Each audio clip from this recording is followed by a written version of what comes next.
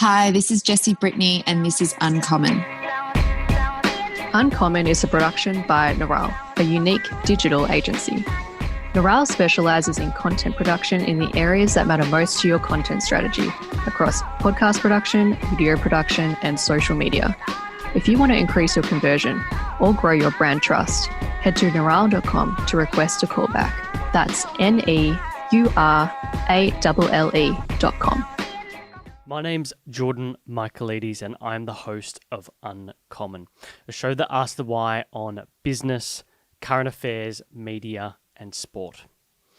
If you like this episode, do of course like and subscribe. This will help the YouTube algorithm work out whether you like this type of content. To find all previous guests, just head to neural.com/uncommon. For podcast audio, search Uncommon on all your good podcast apps, including Apple Podcasts and Spotify. For social, keep up to date with behind the scenes at uncommon_show. With all that being said, let's get into the episode.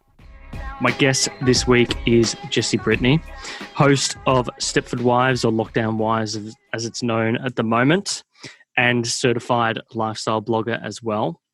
Thanks for your time. I know you made some little arrangements to get this one in last minute. I would have loved to have had you here in the studio, to be honest, but who fucking knows? You know? Yeah, who knows?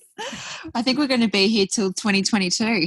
Yeah, it is mildly depressing, but I know we won't dwell on it too long. How's the air fryer going? Is it getting a good run at the moment? Oh, it's getting such a good run. It was a gift for me from my parents for Christmas, and I literally don't even use my oven anymore. Really? I never use my oven. It is all about the air fryer. I literally cook roasts in there, bacon and eggs, like everything. So, yeah, it's getting a good, and the kids can use it. So, yeah, it is kid friendly. They can't burn themselves too badly, like with an oven or a proper fryer. Yes, exactly. My partner's really gotten into, like, I would say I'm the better cook. Just having that Mediterranean background, I feel helps a little. Yeah. And she's in the last 2 weeks really gotten into, like, we've had a pressure cooker for like 7 years, to make rice or whatever. So she's paranoid. She's paranoid of it as well. And I remember when I was like a teen growing up, my mum was one of the first people to get a Thermomix. So she was trying to relate it to a Thermomix. Thermomix, yeah. And she's like, every single meal in the last 2 weeks that she has cooked has been in that fucking pressure cooker. Oh my God. See, I'm terrified. I've never had one. My mum has one, but I'm so scared. I've heard so many horror stories of it exploding or. Yes. Oh, no, it just scares me. It scares me. Now, speaking of mothers, you grew up in Noosa. What's sort of your, apart from walking in on your parents having sex, what's sort of the earliest memory of your childhood? Oh God. Earliest memory of my childhood in Noosa? Yeah. Probably starting school in Noosa. So I was born in Melbourne and I lived in Eltham and did primary school in Eltham, but then I moved to Noosa for high school. And, I come from a Catholic family and went to a Catholic school. And then I went up to Noosa in Queensland, and it was a public school, and, it's a bit of a country town. And my first day of school in high school, I was at assembly, and I remember seeing this young girl. She was about 14 or 15, and she was pregnant. And that was my first memory of Noosa, like, because I was only in Noosa for about 3 or 4 days before I started school. So that, and I just remember being so shocked because she was probably about a year or two older than me. 14. Yeah, she was about 14 or 15 years old, and she was pregnant, like exposed stomach and everything. I was like, wow, that was probably my biggest memory of Noosa, with my first week in Noosa. Why did your parents move up to Noosa from Melbourne? I think because we're originally going to move to Byron Bay, and we did a bit of a test run on Byron, and my family thought, no, it just wasn't suited for them. So they decided Noosa, and I think it was because we didn't have a lot of money growing up. and we never went on holidays or anything like that. So I think they wanted us to have move to a place where they never felt pressured to go on holidays and all that sort of stuff. So I think that kind of coastal change was something that my parents really wanted for us. They love the beach and all that sort of stuff. So yeah, and my dad said, every time I said, "Oh, let's go on a holiday, Dad," Dad's like, "Why? We live in Noosa." So it's kind of his way it of is a holiday. It's always a holiday. So obviously never went on holidays. What do they still live up there in Noosa now? Yeah, so my dad still lives up there. My parents separated about 6 years ago. So my dad still lives up in Noosa. My brother still lives there. He's in the army. And my mum moved back down here when I fell pregnant with my daughter. Okay. And my daughter River. And so, yeah, she just never went back. So she's in Melbourne now, but my dad's in Noosa. Yeah, it's interesting how, like, I've noticed this recently. So my in-laws are obsessed with Noosa, like selling all their stuff. They live on the peninsula at the moment, having, I guess you could say, semi-retired. Yeah. And they sold their house in Brighton and they moved down there, and they've got like a little Airbnb. And now that, no one can travel, they've got really nothing going on there. They're so committed to the idea of moving up permanently to Noosa. And then my parents are like, which is very unusual. Like my dad's family's Greek, very hardworking. They love Melbourne. They love the cold. Yeah, they do. And my dad wants to move to Byron Bay. He's just been saying that in the last week. Yeah, ever since the lockdown, that's been like his go-to thing. Yeah, well, Byron Bay still, because I spent a lot of time in Byron Bay. It's something like a 3-hour drive from Noosa. So a lot of my teenage years was weekends in Byron Bay, because Noosa's nightlife wasn't really that good, but Byron had a little bit more going on. So I spent a lot of time in Byron, and Byron is great for Melburnians because it still gets so cold. Yeah, it does. It's so cold. It's amazing. It's only 3 hours, south of Noosa, but it gets so cold in Byron and so hot in Noosa. So, Byron's cool. Byron's really cool. But speaking of, like, I've literally said to my husband this week, I'm moving back to Noosa. If this lockdown is not over in the next 3 weeks, I will do the 2 weeks in Darwin quarantine with the 3 kids, and I will move to Noosa. Wow. I'm done. I'm literally, I'm borderline, like, over it. There has been a very big exodus, I've noticed. Like, a lot of people, I don't know if you've noticed this, a lot of people who have friends, or you have friends who are originally from Queensland, and they've opted, instead of sticking around for another few years, maybe finding a partner here, they're just going back. They are. And even people I know that are born and bred Melbourne people are all moving. Like, really? Especially like people in journalism and stuff. They can't travel between the states because of, the borders are blocked. Yeah. Yeah. So they actually have to move to be able to, report and do their work. So a lot of people I know are starting to move up north. So smart idea, I reckon. Yeah, I would say so. You mentioned before about your parents. Is there any like particular lessons or principles that you hold today that you learnt from them at all? From parents? Yeah. Yeah, I think always have respect for my elders. Like, always. Like, that was a huge lesson. I think being obviously in, being a Catholic as well, it was all about, anyone that's even a year older than you. Like, I still call, people sir and Mrs. Like, I don't actually go by their names, and they're all, like, even my children's school teachers, I never call them by their first name. So, and always like my pleases and thank yous, like, they were very instilled in us as children, manners and respect. So, yeah, I think they were just probably, I've definitely learned a lot from that. Yeah. And I've got far with that as well, It sort of sounds like there's always been a level of, not conscientiousness, but like, it's like being a little bit agreeable. Yeah. In some way in conversation, like being, because there's nothing worse than having kids that other people hate. You know what I mean? So being those well-mannered kids is always like a very valuable trait, because people just will always like you. You were speaking before about high school. So in terms of some of the dirt, what the girls told us about this Brisbane tourism ad at 15. Then there was like an episode or two on Mortified, which I remember. I remember that TV show. And I found like some old clips and seeing where, not of you, but of the show, because it's one of those obscure ABC shows, right? Yeah. No, it was on Channel 9. It was on Channel 9. It? Oh, yes, it was. Yeah. But I'm pretty sure it got moved. It's now, if you watch it online, it's on YouTube, it's on ABC, which is really interesting. So they must have bought it or something like that. But I remember watching that show. No, it was... Do you? How old are you? I'm the same age, 30. 30. Yeah. Oh, you're a 1990s baby. Yeah, pretty much. May 90. I have to it's August 90. So how was your 30th? Were you in lockdown? It was boring. I mean, look, I shouldn't say that. My partner will be like, what the fuck are you talking about? But we...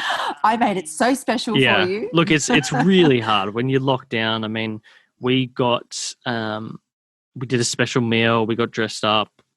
I think for mine, we did Attica, and hers was just last month, like literally a week or so ago. And we ate at Minamishima, which is sort of a really, really hard to get into Japanese restaurant. Like you got to book in 6 months ahead. So it's actually quite useful that, this is all happening because you're actually just able to get the menu as much as you want.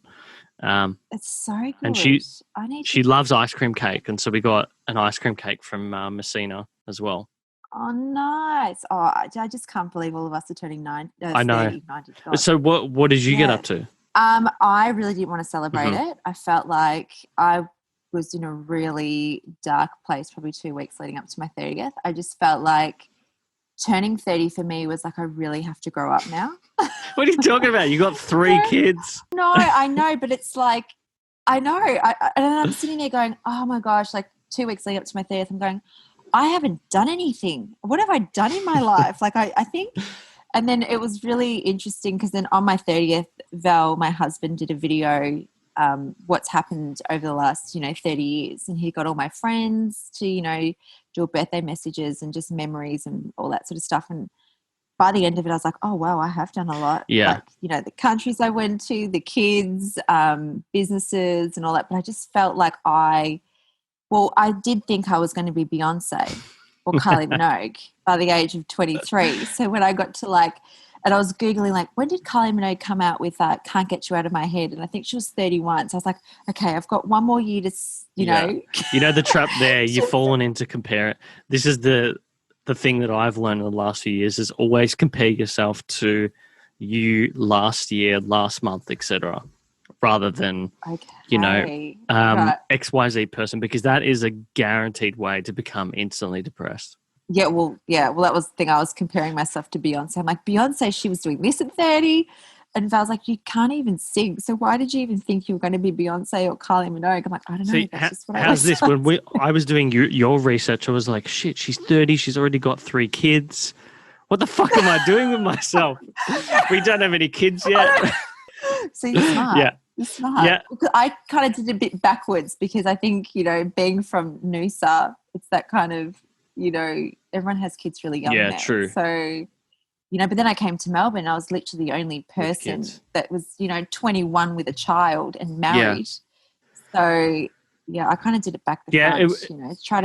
Tried to start a trend. It would be harder here. I can imagine that. In Melbourne, it's all... I mean, this is why I'm so fascinated by, as we called it before, mummy bloggers or lifestyle bloggers in particular. I was speaking to my mum about this probably, I don't know, a week or so ago.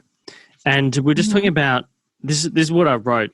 I find it really fascinating in society. You've either got, as a woman, you've got to have a career, and then you've got to, before you're 30, you've got to have, the amount of kids sorted, or at least a partner sorted to have kids with, and have all these things sorted because there is a biological clock there.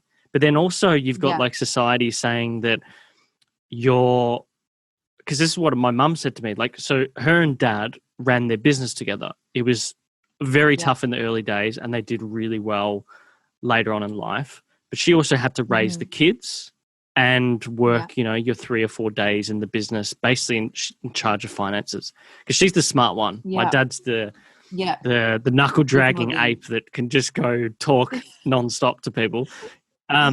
He's the seller. He's the seller. But she just found it interesting that, and it's really hard because there is no how do you place a monetary value on raising a kid when there's that much upside? There's so much. No, there you literally can't. Well, what does Beyonce say? Bear the children and get back to business. That's what we do. That's especially in this day, where I think there's a lot more expectation on, us working, being a mum, and as you said, like trying to do it all before a certain age.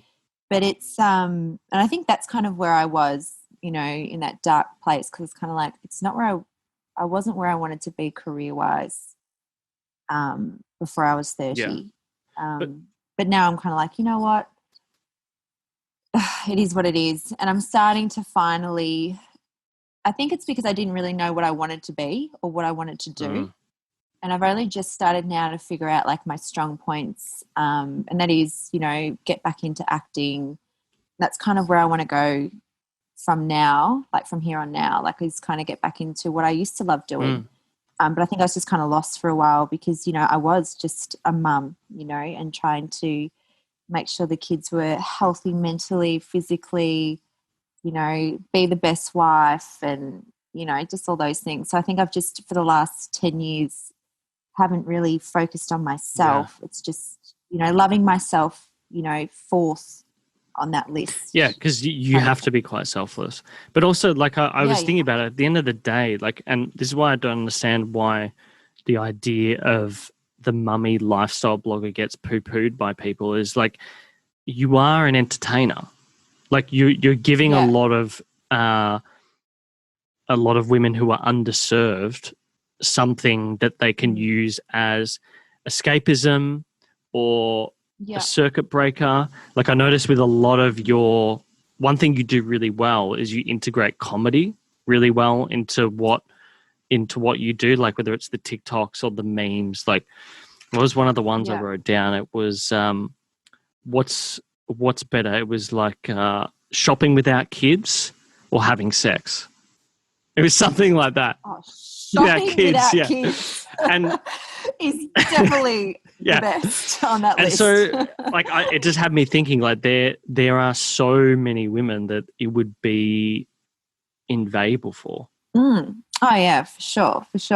No, I think the whole and I think a lot of Instagram girls or mummy bloggers that have really started to go online and show their life. It's just kind of an outlet, because you are at home all the time. Yeah. It's just like Groundhog Day. So I think that creative outlet was something that's the reason what attracted, to me putting my Instagram from private to public, which I did that about 2 years ago, and just kind of see where it went. Because I was like, I'm bored. What do I want to be? What do I want to do? I might just turn it on public and see what happens, because I did see this shift in everyone and people that I was talking to that in that mummy blog world were saying it's just like a creative outlet that you kind of can tell a story. It's your own story, kind of like a reality TV show, I guess. It is. I mean, I grew up down the road from, she's now known as Sophie Pierce, but Sophie Sturrock. She's known as Sophie Pierce now, obviously marrying Nick, and she's another large, I guess you could call it lifestyle blogger. She's also she's probably one of the only ones that has a podcast. Oh, really? So, but I feel like she's only really started focusing on it in the last 18 months, like yourself, probably. There was definitely a shift, I reckon, about 2-3 years ago.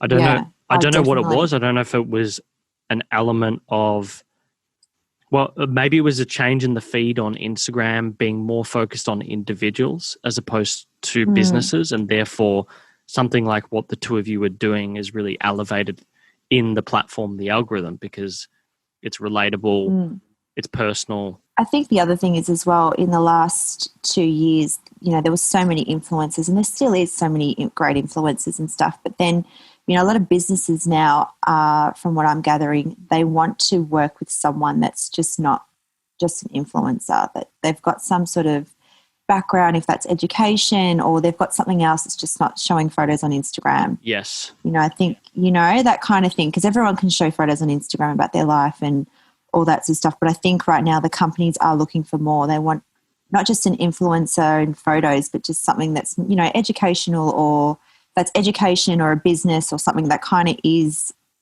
starting to come together. I've noticed the last couple of years. What's the remix together with mother lifestyle that makes this person unique? Yeah, unique and stand out. Have you thought about that for yourself? What is that? I have, because obviously being with Prue from One Day Dream, we're really I'm in transition at the moment. It's kind of like figuring out what that extra thing is.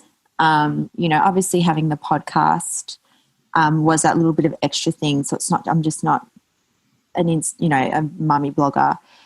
It's so right now we're still trying to figure that out. Like, what is that thing that makes me kind of stand out? Because I noticed on one thing your podcast has is it uses a lot of. It's very hard now that you're in lockdown, but all the initial episodes before lockdown integrated some sort of specialist. Yes, yeah. I think because I felt like in the podcast world, there was a lot of conversations, but there was no kind of insight. Like a lot of insight on those topics and stuff. It was just kind of like he, she says, we say kind of thing. It was just like a conversation. And I think what I wanted to bring with our podcast was having a specialist that we could kind of bounce off, but then also ask the nitty-gritty questions and actually have proper information about the topic. That's having a sex therapist or having a behaviour therapist on children, having swingers, come on and talk about open marriages and swingers and stuff. It's just like having that bit of extra on having people come back for more. Do you think that's like a natural part of your personality? Like, do you find yourself to be like an open and creative person? Like, if you find out about a topic, will you immediately be on your phone researching it? Oh, God, yeah. Oh, yeah. Oh, yes. My Google history is ridiculous. Like, I reckon I'm a doctor. Like, I will diagnose everything. Even now, like, I've never been in politics at all. Now I'm researching all day. Like, I think that's why I've been so quiet on social media the last couple of weeks. I'm just like diving into politics. Like, anything politics is my thing at the moment. So yeah, I love researching.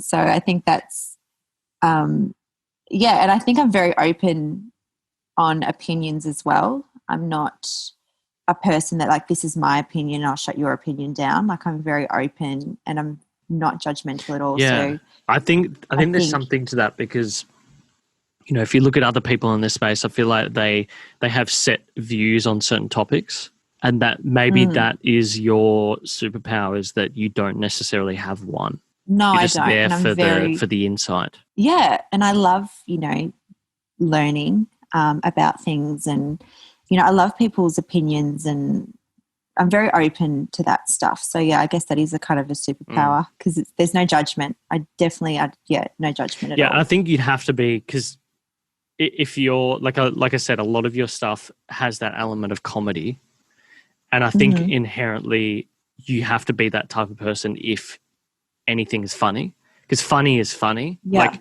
there's no political correctness with comedy. It's very hard to be in that sphere, having interviewed a lot of people in that space, and be politically correct. Anything just has to be open to you as an individual. You can't have any political bias or any opinion bias or anything like that. No, and I think the reason I've put comedy through my Instagram is if I am going to view a point, if I do it in a comic way, like in a funny way, I think I'm so scared of being trolled. I'm so scared to have and I never have been. Like I'm one of the very lucky ones that I've never, ever really been trolled at all. So I think making my Instagram a little bit funny, it's kind of hard for the trolls to say anything. Yeah. You know, I think that's probably why I started the whole kind of started filtering the comedy, the comedy stuff through my Instagram. Yeah. And it's worked, which is good. Even when I've spoken about Dan Andrews and my political view on it all, I've said it in a way that it's kind of funny. Relatable. And relatable, but even if people are pro-Dan or not pro-Dan, they both have been so nice and okay about it all, because I've said it in a nice way, in a funny way, I guess. So you mentioned before about trolls, because that's one thing I found interesting, because I find your TikTok very funny. And I was fascinated as to why.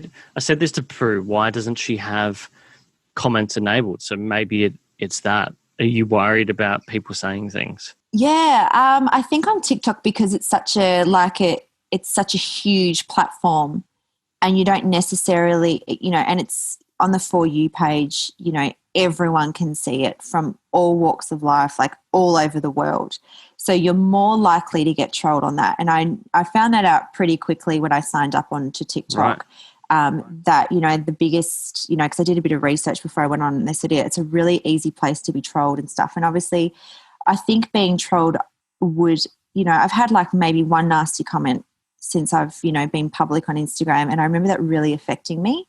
So really? I just don't, I'm always, I like to be liked, I hate to be hated, but don't we all? But I think that was one of the things. So I did take the comments off for that reason, because obviously if it affects me that much on the one comment that I've ever had, which wasn't even that bad, it goes into my home life. Yeah, and then you start to take it out on other people. Yeah, and the kids will see me upset, so I have to be really, so that is why I've taken comments off. But I should probably open up the comments, but there is a lot of trolling on TikTok. I mean, you should do what you're comfortable with. I remember having this conversation with Steph Claire Smith, and I think one day, for a while, the comments really affected her. And because obviously based on the type of content she posts, she gets a lot of guys, and guys make specific comments, and it would frustrate her. But then one day she just decided, you know what, I don't give a shit anymore. I'll just delete it and move on. Yeah. I don't care. But and that works for her. So it's sort of what works for you. I think I am. I think now, turning 30, I have seen a shift where I'm and being in lockdown, I know what's important now. So I am starting to do the whole I don't give a crap if you like me or not. I'm starting to move that way. I think when you're in your 20s and stuff, as you're still growing, you're still insecure. I know for me, I still was trying to find my feet. And now that you hit 30, it's this huge shift changes, and you're like, oh, fuck it. I don't give a shit anymore. I have seen a change, in my way of thinking, so it probably will in the next, next year, I'll probably be like, oh, I don't give a shit anymore. Especially when I, have had a political view about what's happening in Victoria. I was kind of and I knew writing that I could get some backlash of people, but I didn't, thank God. But if I did, I knew I was writing that, and I was like, you know what, I'm okay with it. This is who I am. If you don't like it, then don't follow me. So it's definitely starting to change that view. So yeah, maybe I might open the comments on TikTok. Well, the next 12 months, I think it'd be interesting. That was one of the points I had, is what is brand Jessie Brittany, and where does it go today? And it sort of sounds like you and Prue, and that, I think she said that to me, the next stage of your career will be very interesting. Because you're in that stage now of working out where it is. So I'm intrigued to see a year from now what's changed. Yeah, exactly. Yeah, I know. I think right now it's I kind of know where I want to end up. So it's just trying to figure out how to do that. I'd love to get back into acting again. So, obviously when lockdown's over, going back, getting a coach and a mentor, and kind of starting that process, going down that way. Starting that process again, because I just love doing it as a teenager. So we'll see. That was one thing I had about content, because obviously there's a few mediums that you cover. So you've got Instagram and podcasting, and we'll get into the podcast in a moment. Mm-hmm. What have you thought about that? Is there, like, do you feel like there's a particular medium that you work best on? Is it video? Is it image copy-based posting? And have you noticed any particular, like I would imagine on video you get more engagement, right? Yeah, so much more engagement. When I'm, and I think the other thing, with Instagram, I've never, like, I have so many companies used to, coming forward and saying, hey, can you work with me and stuff like that. And I've always been very, even if I loved the brand, I was very conscious because I felt like if I worked with a brand, because I know brands on Instagram you don't get a lot of likes anymore. And, when you, so that's the stuff. So videos for me is more, I get a lot of interaction with that, with my followers. They love my videos probably more than my posts. I think because I am just, who I kind of show more of my personality in videos, which is what people love, like followers love with following. Yeah, and I think culling those brands you work with, I don't think I realized how much of a job that was until we recently took on, we've done some talent management, but just with one creator at the moment. She's quite big on TikTok. She has like 3 million followers, and so you get a lot of shit that just comes through. Yeah, a lot of ads. And that I love working with some brands, and I'm starting to work with brands that I love. So I've got to be open to that now. But yeah, I do find that the videos have more traction than the Instagram posts and stuff. And it's a lot of hard work, the contracts and, all that sort of stuff. So you want to be happy with the company, and you want to be loyal to your followers as well, because, they know straight away. Yeah, they can tell.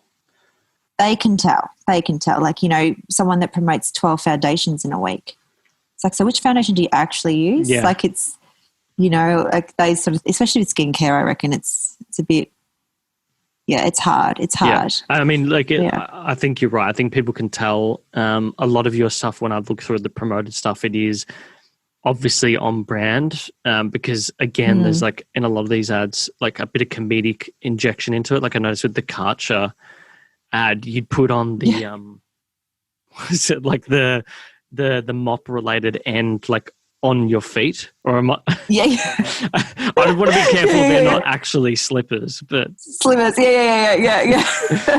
No, it's I think when you're working with a brand, it is bringing that comment. Well, it actually makes your followers read the actual the brand as well when you put a bit of like a background story on why you're using it, and obviously having that humor in there kind of grabs them as well. Hopefully they like it, but I do think my videos are more, especially my TikToks. If I put my TikToks on Instagram, I get a lot of traction with that as well. Yeah, a lot of traction, and I always will gain so many more followers, because obviously the followers from TikTok that see it will come on to your Instagram page because it's all linked. So so TikTok's becoming quite powerful and working very out. Powerful. That's if we don't ban it in Australia like the Americans have. I think we'll be fine here. We speak to the TikTok team like probably once or twice a fortnight, and they've made some really crazy hires, like former Google and Facebook people in Australia. So I think they're going to do pretty well. I'm pretty certain it's going to be the next platform now. Oh, for sure. The podcast, I think I looked back and it started October 2019. I was saying before, I think only you and Sophie really are some of the few that have a podcast. And I think it definitely adds another dimension to the idea of lifestyle blogging, because you get a sense of the person. And people already like you and your personality from social media, but they're getting a better sense in a longer form conversation as to who you are. Why Stepford Wives? Why Stepford Wives? I think so my husband, comes from a very he's Middle Eastern.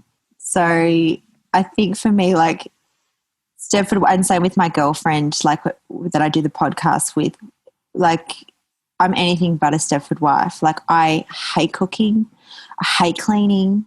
Like I just, the things that a wife probably should do, it's like my most hate. I do it, but I don't enjoy it.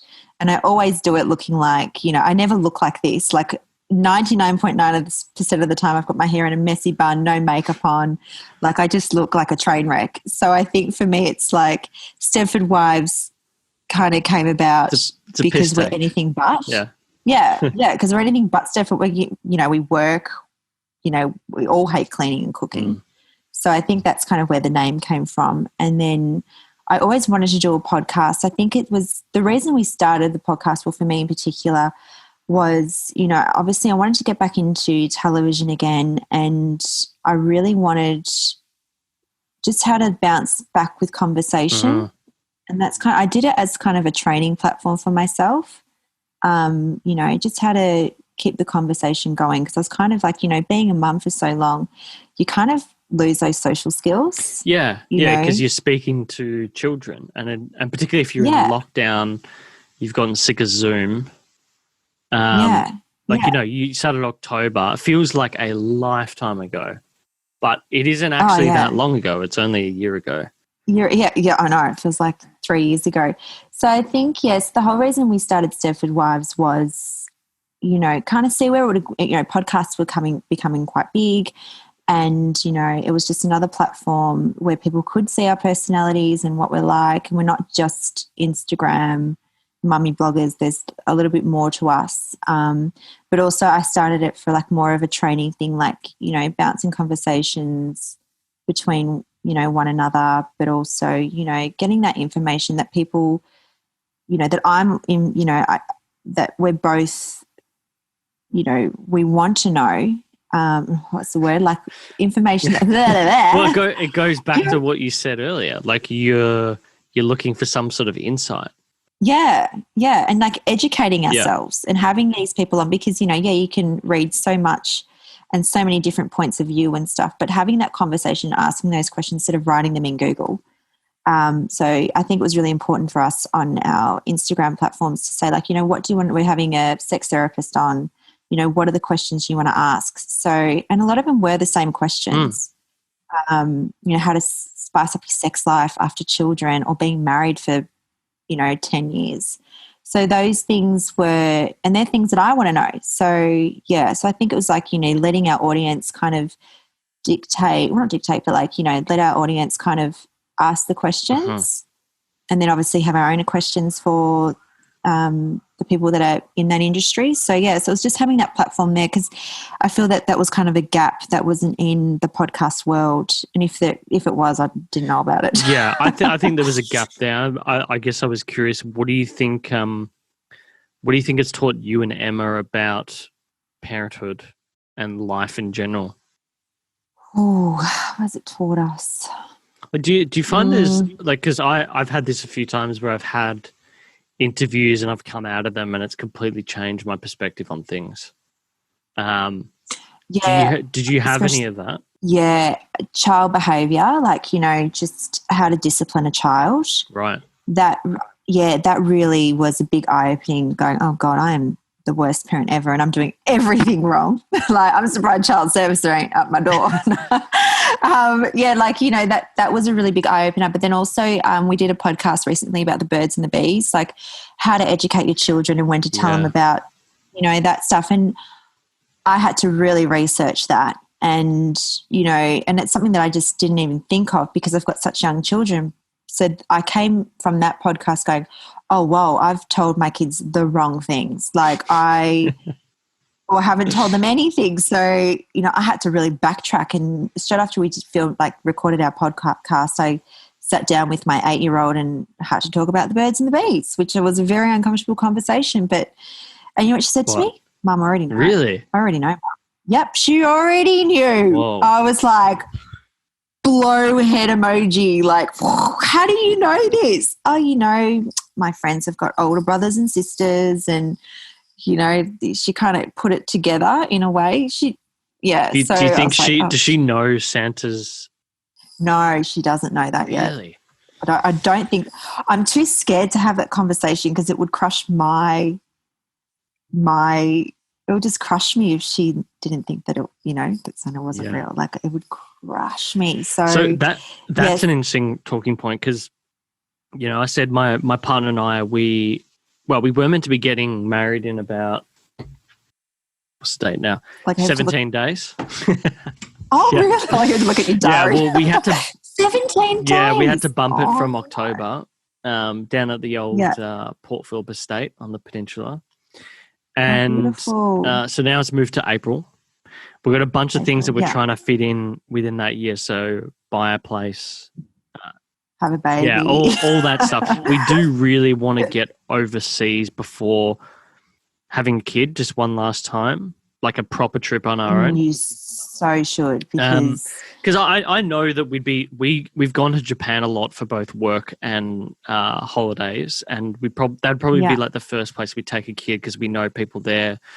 It would be an easier holiday. Fun. Yeah, Japan's very kid friendly. Kids, so kid friendly. We went there last year. Yeah, we're obsessed. We've been like once a year for the last 3 years for various like reasons. Wow.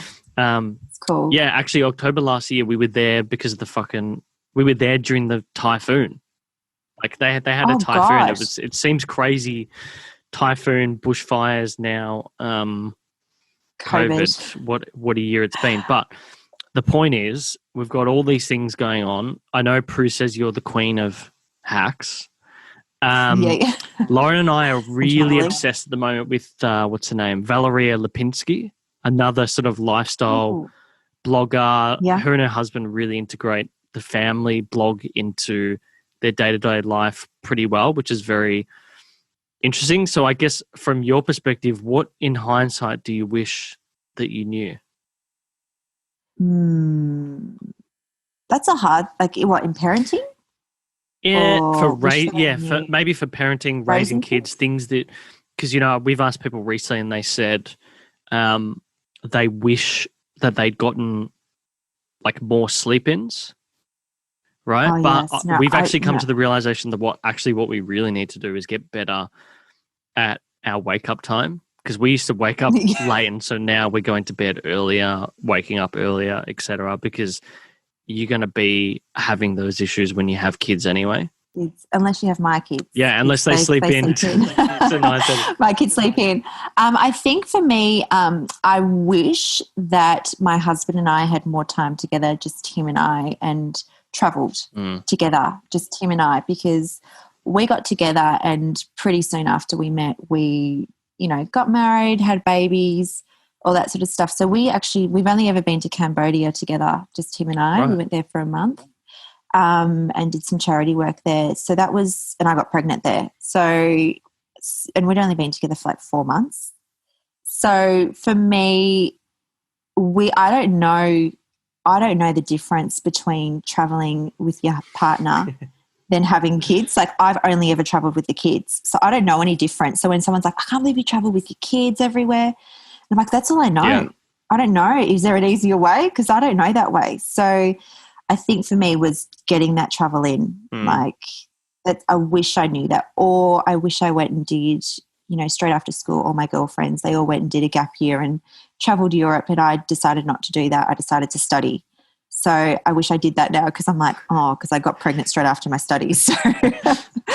So yeah, I think traveling, if you can get a travel in before you have babies and all that sort of stuff, it's definitely wise. But hopefully Australia opens up to the world. What do you think it is with that? Because a lot of people say the same thing.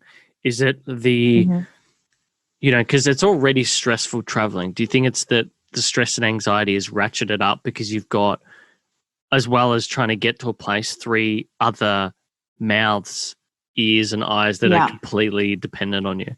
Yeah, and like when you're about to get on a boat that's about to leave and one of them's like, I need to go to the toilet, and they can't hold on. Like it's, well, as I said, I don't know any different. So I don't know the difference between just me traveling and me and my husband traveling to just having kids. So I'm always lived in chaos. Like if you know me personally, I'm the most unorganized person in the world. So I've been in chaos for 30 years. So chaos is what gets me off. So I'm constantly on adrenaline. So, and it makes the trip more fun, obviously, having kids, because you can go back and go, oh my God, do you remember when we were in South Africa and we were at the top of Table Mountain, and which is the biggest mountain ever, like you should see this thing, and I think to get down the mountain, it was like I think the line was a 3 or 4 hour wait. And then even at the thing, if they stop the cable, you can't get back down. And the only way to get back down Table Mountain is to climb down it. So this is last year. I'm at the top of Table Mountain in South Africa with 3 children, which were 4, 1, and how was it, about 7. And we're at the top of Table Mountain and we're like, we're going to miss this cable down. We're going to have to climb down it. We're in thongs. Oh, my God. It took us 5 hours to climb down the mountain. And it's literally my 1-year-old refused to be carried. So he climbed down the whole entire mountain by himself. He did 1 years old, 1.5 years old. He climbed down that whole entire mountain by himself. No carrying. That was climbing down cliffs, like so on. So we look back now and go, and when we tell the locals, like in our family, what we did that live in South Africa, they're going, are you crazy? Like no one does that. Like no one takes children down Table Mountain or up Table Mountain unless it's on the cable. So like those memories are really cool because it was chaotic. It was crazy. It's a story. But it's a story. So, you know, and of course the Roberts did that because that's just what we do. Like my husband's so adventurous. Like he has to do everything. Like if he's bungee, there's nothing he's not done. There is absolutely nothing he's not done. So I think he's instilled that in me as well. And he lives in absolute chaos. He's organised at work, but when it comes to travelling, we don't pre-book rooms. We just go with it. So it's like we get to a place and go, oh, where are we going to stay tonight? With 3 kids. God. So nothing's organised. It sounds like I can feel my partner freaking out because we're both like really conscientious. So we have to I've got a spreadsheet, you know, this. Oh, you've got like I don't we don't overplan it, but we know we have to have a thing booked in. Oh, you're good. See, we're the type of family that will get to the airport and go, when's the next flight? Let's go there. Like we're that family. That would freak me the fuck out. When it comes to parenting itself, what are your general principles? Like I know that when I was growing up, my parents were always like in tune with each other. You know, you could go to one parent and say one thing and try and get the response you wanted out of them, and they'd say, go ask your mother or go ask your father, and they'd have the exact same response. So they were obviously clued in terms of like, here's like the general rule of thumb. Is there anything that you and your husband have discussed in that regard? Oh, no, because I will say one thing and he says another. So that it's just like, oh, so where's the middle ground? What is it? I think he knows. Like I think with Val and I, when it comes to parenting, he knows when I've had enough and he can just see it. Like he can walk in the door at night and I can be happy and everything, but he can feel it and he'll go, okay, kids, leave your mother alone. Like that stuff's like, that's kind of the general of thumb with us. Like he kind of knows, he definitely knows my moods. He definitely can read me like a book in terms of that. But when it comes to like what your parents used to do, no chance. We're not on common ground with that. No chance. There's always like, I'll say, River, you need to go to bed. It's 8:30. And Val's like, oh, can't you just stay up till 9? I'm like, are you undermining me? Like, and then, shit. So you guys have never have you ever had a concise, like not concise, but a conversation around like general rules? Yeah, general rules are, so for me, when I was growing up, I was never allowed to stay over people's houses. Like that was kind of, my dad was very weird about me staying at people's houses and stuff. Not until I was older, like a proper teenager, that I was allowed to. So that's kind of my that's kind of Val's, you know, I told Val that before we even had kids. Like, you know, I never had sleepovers. You know, Val was the first boy to sleep in my bed. Really? You know, that sort of thing. Yeah. And my dad still had the door open, even though I was engaged and pregnant, like, and he'd still sleep on the couch. So, so that's kind of like, that's, you know, Val knows that. So when it comes to like my daughters and my kids having sleepovers, I'm very about it. And he understands that. So that's probably our biggest general rule. Like, you know, we have to be super comfortable with the family. to do that. Or if River wants to have a sleepover, I have to stay over as well. Jesus Christ. Oh, my God. Bit crazy. I think I think I was just growing up in a fear where my dad put so much fear in us that would get taken. Oh, my God.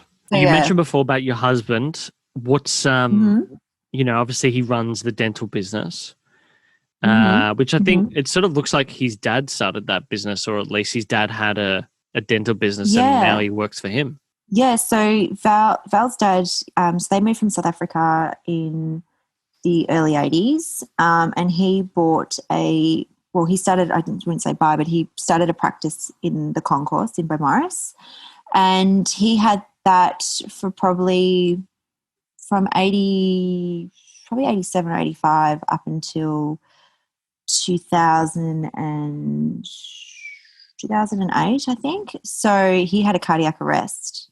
He's alive though. So Val was working for his dad, and he had a cardiac arrest, and Val had to revive him. And he was in a coma, and then when he came out of the coma after about 2 weeks or something like that, his dad said, "You need to buy the practice."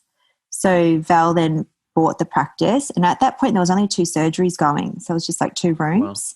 Wow. And then Val then bought about 3 doors down the road a block of land, a shop front, I should say. And then he built BC Dental and has turned it into what it is. So Val's had the practice for about maybe 13 years. Yeah. Yeah, and then so it's been a business for nearly like 35 years. Yeah, it's a huge dental business. Huge. You see it. It's a huge. See it there, like again, growing up in the Bayside area, although we're in East Melbourne now, every time you drive down to Bowie, you see it there. Yeah, it stands out. Marble building. Looks like a big tooth. I call it the Taj Mahal because the whole facade's like all marble. So I'm like, it's the Taj Mahal. Jesus. Val's worked very hard, and we just opened up another 3 rooms on Monday. Yeah.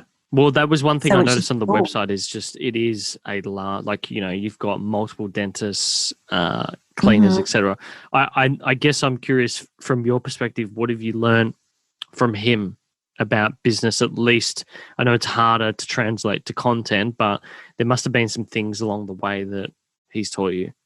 I think for Val, obviously when Val and I got together, I was only 19, and, you know, he had a practice and he was working hard. So it made me go like, you know, I would have been at 19 going, yeah, I'm happy to be a mum, happy to be married and just, you know, live life like that.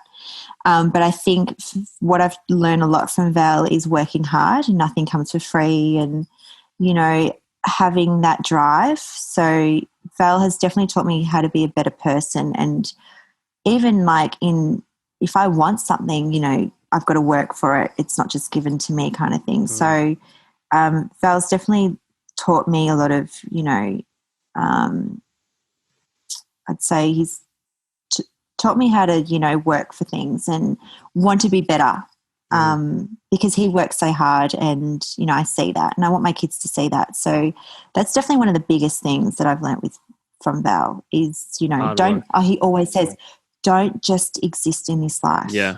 You don't want to just be a person that just wants to exist. Like, you want to either help someone or leave a mark or leave some sort of trace when you leave this world. Like, don't just be a person that exists and consumes stuff. That's the thing I said to my partner is, like, even if you have a business that isn't some multi-billion dollar business or a multi-million dollar business, having something is better than nothing, because otherwise, like, what do you do? You just sort of get up, you wake up. Groundhog Day. Yeah, and I've got friends that are like that. And I do look at them and I'm going, oh, wow, like, I would love to just kind of exist. It'd be a lot easier. Yeah. But, you know, I think that's one of the biggest things. Like, when Val and I got together, he said to me, he's like, do you just want to exist in this world, or do you want to leave some sort of, you know, mark on someone, or some sort of, you know, something there for somebody else, you know, if that's changed somebody else's life, or, you know, you just don't exist, because that's boring. So I think that's a very big, and that's when I was like, you know what, I'm not going to exist in this world. You know, if that's helping somebody else, or, you know, having a business or something, You only live once. YOLO. You mentioned before about keeping the romance going, particularly during lockdown, but I can imagine that's one of the things that people think about when they have kids. Obviously, it gets really hard. I've read a really interesting book recently called what's it called? Come As You Are, and it's by a sexologist, and it's about topics like this. It actually is to do with libido in relationships, but they cover this point as well. And her perspective was obviously you've got to make time because of the fact that your time is being sucked by people who are relying on you. You know, like they need your help. And so it's not like this thing is just this magical thing called sex and romance and time together is going to find itself. You've got to sort of make time to do it. So do you guys have any principles around that? Like before COVID, were you always like, okay, Friday's date night or once a month, or how did you sort of work that out? I think for us, like, you know, obviously marriage and having children, there are so many ups and downs. Like Val and my marriage, you know, is definitely not perfect. Like we've had, you know, we've been in situations where we looked at each other and go, oh, we're not going to last. Like this is, you know, where this is just too hard. And, you know, it has, you know, we've worked really hard at it. And I think for Val and I, we started about 3 years ago, or no, 4 years ago. So on our wedding anniversary, we go see a marriage counsellor. Oh, right. Yeah, so it's just for fine tuning. So, you know, all those things that we've had in the year that we've, you know, not been able to communicate properly because we've had different views about it, we will, on our wedding anniversary every year, we go see a marriage counsellor, and then we kind of lay it all out, and then it's almost like having you know, someone there to kind of help guide us. So that's, you know, like after being together. It literally is like, it's a long session. But I think that was something that's really has made us work, having that person that, you know, that middle person kind of, kind of giving us advice and stuff. So that's been really important for us the last, 4 years we've been doing that.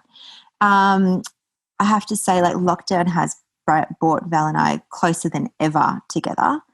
And Val's he's very romantic, he loves, he loves to do things. He loves to, go out on dates and go do cool things around Melbourne.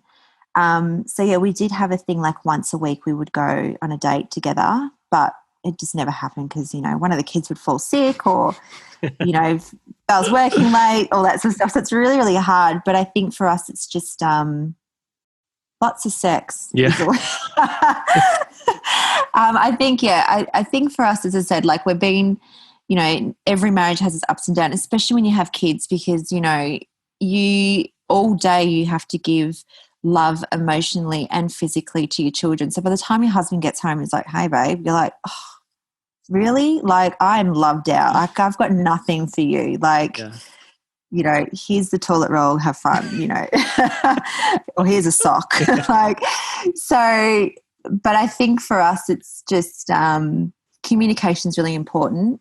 Val loves to communicate. So I'm more of the guy, like in terms of like, I don't know how to communicate properly. He loves to talk. So I think that's been a real big bonus in our relationship. Obviously being open to going to see a marriage counsellor because a lot of men, don't like to talk about their feelings. Yeah. I think that's a really fucking good idea. It's such a good idea. And it was really funny because I never talked about it on my Instagram and I did last year. And I was in, where was I? I was in Chadstone coming out of Kmart and this guy came running out. I had a massive poo explosion. Jagger had shut through everything and I was in Kmart and I was like, I had to buy a massive thing of diapers because you can't get just like one individual nappy. So I'm like in this poo explosion moment, like just so anxious and just like frustrated because Jagger just shut through everything, had to buy new clothes and everything. And I was walking out of Kmart and this guy, he would have been probably our age, and he comes running over to me. He's like, Jess. And I was like, oh, my God, oh, hi. And he stopped to chat to me. He goes, you saying on Instagram that you and your husband go see a marriage counsellor, can I just tell you it saved our marriage? Really? And, yeah, and I remember thinking, oh, my God, like I was nearly in tears because this guy goes, you know, my marriage was nearly over and my wife showed me your Instagram story on you saying that you and your husband go do marriage counselling and, you know, once a year for fine-tuning. And I was not open to that. But then when I saw that your husband did it, it made me go to a marriage counsellor. So I just want to thank you so much for saving our marriage and doing it. And I remember going, like, and I'll never forget that, you know, if I've just saved one person's marriage because I've been open about mine, you know. You've left that mark. I've left that mark. I can die now. So, I think it's a really fucking good idea. Like I've had, I probably developed anxiety like 5 years ago. I never really worked through it. And suddenly in the last 18 months, I did the whole counseling thing. Yeah. Because I'm an A-type individual and it's definitely something that runs in my family. I eventually went on like a low dose medication and I see a psych like once a quarter. Just to sort of check in. But I really like that. Like I find that the two of us are pretty good at communicating because I have a general principle that if we're arguing, I like to sort of stop it then and there and come back in 15 minutes and see whether it's really worth arguing because your brain has normally like processed it and realized that actually you're fucking arguing over whether this bottle should be screwed in just a little bit tighter. And that's not the underlying issue. I think that'd be good. I really like that idea. Yeah, and I think my advice is with that as well. When you go see a new marriage counsellor and if it's on your wedding anniversary, they don't know you. So, you know, it's just that marriage counselling would be about, you know, getting to know you. So you don't really lay out what's actually, you know, you don't really get to that point there. So my best advice is that go see a marriage counsellor before your wedding anniversary so that marriage counsellor kind of knows who you guys are and then get the groundwork so they know, you know, your personality, your wife's personality, and then, you know, just go see them once a year and that's on your wedding anniversary. Yeah. You know, and it's fine-tuning and it's awesome and that is definitely like saved our marriage and that's why we've been together for 11 years. We should Laura and I should definitely do that in the lead up to the wedding just for fun. I find it'd be fun. Be reuniting. My husband's a celebrant as well. Really? Yeah, we're using it. This is how ridiculous it is. We've got everything booked in. We don't have to do anything else. I don't know if you know. You're 17 days away. You should have everything booked in. No, but like for months, we were actually kind of stoked that we didn't have to do it in October because we were like, sick. Now we can buy like a new couch. Yes. We can get this sorted, like all these things that we've been, because we had this one hand-me-down piece of furniture that we still had, and it was a couch. It was this terrible, terrible couch. Yeah. I'm realizing I'm taking a lot of your time, and I want to get into sort of some rapid-fire questions to finish off. But before that, I've got to ask. I'm free to 2021. Pardon? Yeah. I'm free to 2021. COVID.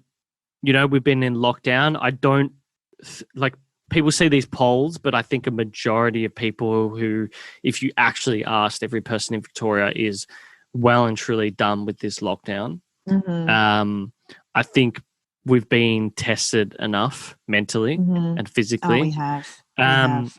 I know the intensity of raising kids during this would be more so because how do you explain to them why they can't go on the playground? When they just want to go on the swing, they just want to do this or that. So what are you looking forward to the most in the next 6 months?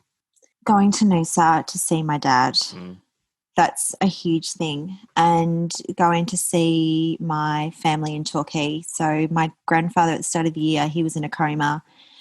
He had pneumonia. Wow. And he was in a coma for 4 days and they said he wasn't going to make it. And I haven't seen him since January. So, because he's very vulnerable and obviously being in that coma for 4 months, he's a completely different person now. Like it's aged him so much and physically and mentally.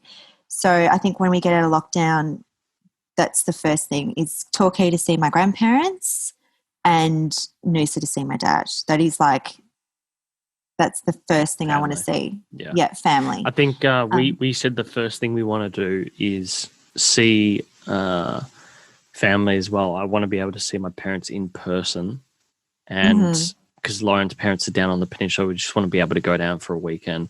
And then the next thing we want to do is just get the fuck out of Melbourne. Oh my God. We've got like these jets. We were meant to go to a wedding in Bali in May. And so we've got all these credits that we have to use with Qantas and Jetstar. And we've just, any excuse. I'm just sick of Melbourne. I'm sick of walking around the block. I'm so sick. I'm overdoing Brighton. I've done a Brighton. I've done all the Brighton. I've done all the Brighton. I'm done. Every single person has mentioned the real Karen from Brighton. She's created an Instagram profile. Yeah. I follow her. You follow her? Yeah, she's fucking hilarious. I think in hindsight now, actually, she's actually like was being sarcastic. I don't think it really dawned on people. Like, she's made songs on this profile. She's fucking funny, man. She's so funny. She's I remember when she first did it and it was on the news and people were like, oh, she's probably not even from Brighton, or, you know, all this sort of stuff. And she comes from a very, very, very well-off family. She's a Grollo. But the Grollos weren't, to be fair, the Grollos, like my family, were part of that sort of, they were part of what you call them the concrete mafia. Yes. And it's just all the wogs that got into sort of like building, like they had like stone masonry or cement or tiles or something like that, or a pig farm. Yeah. And for the Grollos, it was cement. They used to always come into the Press Club restaurant when I used to work there eons ago, maybe a decade ago. The future, what are you hoping for 2021? What do you want to, I know it's working out with Prue what this brand Jessica Brittany looks like, acting. I think acting or hosting is where I want to go. Well, not even where it's definitely where I want to go. So it's now just working on that. What do you daydream about? Like, are you thinking about hosting on postcards? Like, let's put it out there. What's? Oh yeah, Getaway. I would, because I love traveling. Yeah. Getaway would be awesome. That would be like my dream job, being a host on Getaway, just traveling the world. And that would definitely be my dream job. Would be Getaway. We had Jules Lund on last week, and I think he said, "Oh, did you?" Yeah, if he could do, he said he's past doing TV, and he wants to become a mummy blogger. Yeah, we can swap. Yeah, he can do a swap. But he did say that if he got the call back, he would do something for Getaway. But he said it would have to be like a once-off, because the issue he found with Getaway is that he was just away from the kids a lot. So much. Yeah. Oh, and that's the one thing I would be hesitant about it, is being away from the kids. I'd love to be on Bold and the Beautiful. That's another thing. You should just start your own YouTube channel. Just bring a videographer everywhere. Yeah, exactly. But yeah, Getaway would be an awesome job. But yeah, being away from the kids would be so hard. I'd have to homeschool them. Yeah, homeschooling. They can come with me. Fun. No, I've been doing it. It's not fun. I'm going to ask you some rapid fire questions to finish off. What does the morning and evening routine currently look like? Okay, so morning, kids are awake about 8 o'clock, between 8 and 9, so they make their own breakfast. I roll out of bed about 9:30, have about 3 coffees, then clean. Yeah. And homeschool. Okay. And then nighttime routine is probably about 4 o'clock. I pour a glass of wine. Finish the bottle by 5. Yeah. No. Pour a glass of wine at 4, start cooking dinner, bath time, dinner fed, kids in bed, watching Yellowstone. Okay. Do you that's the thing that you've been watching lately? Do you rate it? Yeah. Oh my God. I have to watch. It's about cowboys. Okay. But like in cowboys in society of today, like the modern cowboy. It is a great show. I finished it actually last night, the last episode of the season. it's not coming out till June next year, and the cliffhanger on season 3 is the biggest cliffhanger I've ever seen in my life. Like, I'm not going to cope for another 6 months. We just finished Succession on binge, and we were watching something else on Stan, but now I hate it when you cancel like a subscription. You have to it sounds so first world probably, but there's too many fucking there's too many subscriptions you got going on, and I know that there's Billions and Yellowstone that people keep talking about. So good. That's on Stan. Yeah. So, and another one that I've just started last night is Boys. Okay. So that's another one. I don't even know what it's on. What's it about? It's about superheroes, which is not my thing. Yeah. I think I know the one you're talking about. Yeah. It's newer, right? Yeah, it's newer. Yeah. So I think it's just come out. So I'm watching that at the moment. If you could recommend a doco or movie that you've watched during this entire lockdown period to the audience, what would it be and why? Doco. Oh. I started watching Paris Hilton. I lasted 15 minutes. I was like, nah, can't do it. Keep Up the Kardashians. Yeah. A doco. Have I watched a doco? Everyone's talking about this octopus doco that's meant to be really good. I have to watch this. Yes. Have you heard of it? Yeah, I've heard of it. I haven't seen it. Yeah. Did you watch Tiger King or anything like that? I was about to say Tiger King. I did watch that. Yeah. But I think the whole world's seen that now. Yeah, I think everyone's seen it by now. It's weird this year because there's not many God, this is such a weird, like the synopsis for this octopus thing, My Octopus Teacher, I know the one, it's on Netflix. It's about it's really good. Some diver swims with an octopus that lives in a kelp forest off the coast of South Africa. I'm going to have to watch it. Yeah. Apparently it's really kid-friendly as well. I'm trying to think what else is there. I love watching anything with David Attenborough. Like I love watching like Animal Planet, like all those things. And the kids love it as well.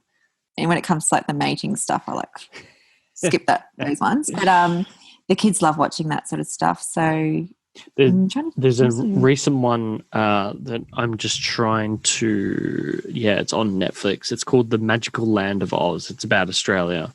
And it's voiced over by Barry Humphries. And just like from a ASMR point of view, it's amazing. Just listening to his voice, Oh, I have to watch that. And the other thing you know what I love? I love anything with like Pablo Escobar. Okay.